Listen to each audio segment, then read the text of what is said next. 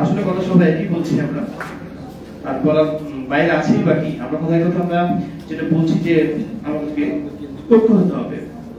2008 সালে যখন আমি বিটিআই করি তখন আমাদের ফিরে ইনস্ট্রাক্টর বলেছে ইংল্যান্ডের প্রথম পেশা হচ্ছে প্রাথমিক বিদ্যালয়ের শিক্ষক, এবং যখন শিক্ষক হিসেবে নিয়োগ পায় তাকে একটা লোন দেওয়া হয়, সেই লোনে সে একটা ফ্ল্যাট পায়, একটা গাড়ি পায়, এবং এই টাকাটা তার চাকরি জয়েন্টের 5 বছরের মধ্যে পরিশোধ হয়।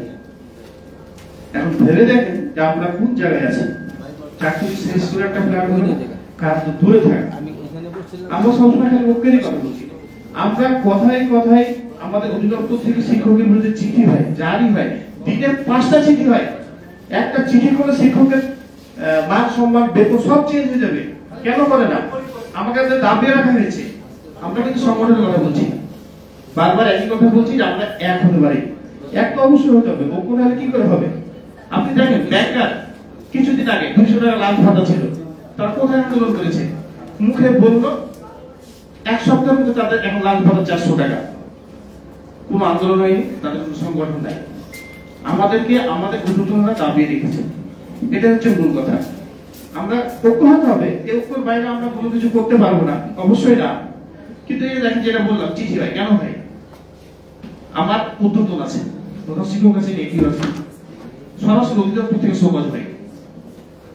দিনে আমাদের এটিও স্যার এখন আস্তে আস্তে বলছে যে আমাদের ডিপার্টমেন্ট এখন চিঠি অধিদপ্তর হয়ে গেছে।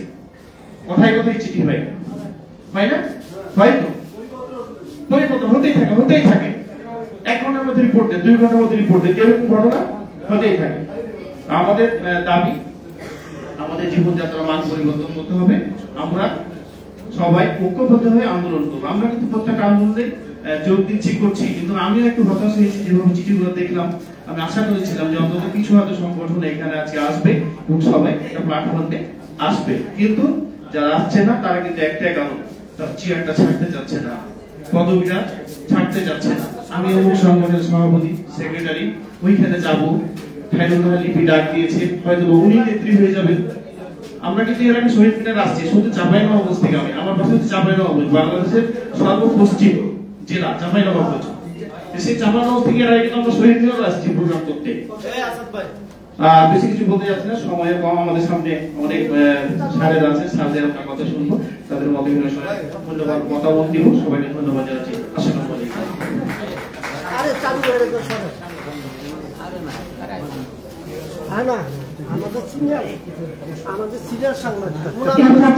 আমি আহ্বান জানাচ্ছি ময়মনসিংহ ডিভিশন থেকে শাহ মোহাম্মদ আসিফ ইশতিয়াক।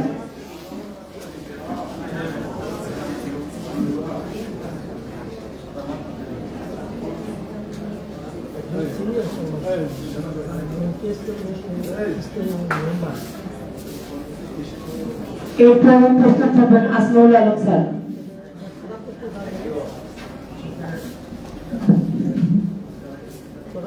আসসালামু আলাইকুম।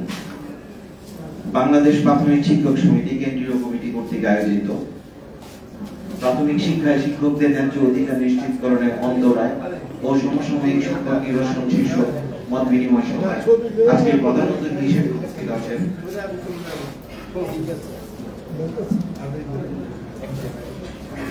অ্যাডভোকেট রফিক সিকদার মহোদয়, সদস্য জাতীয় নির্বাহী কমিটি, বাংলাদেশ জাতীয়তাবাদী দল বিএনপি।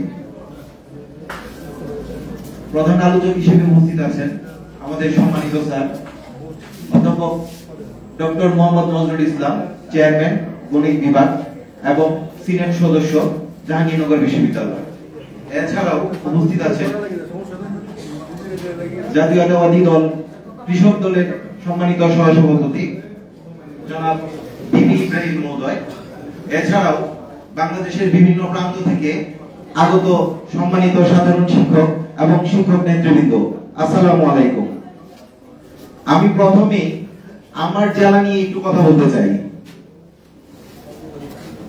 আজকে সকাল 5টায় আমার নেত্রকোনা জেলা ঢাকা থেকে 165 কিলোমিটার দূরে, ঠিক 165 কিলোমিটার দূর থেকে আমরা আসছি।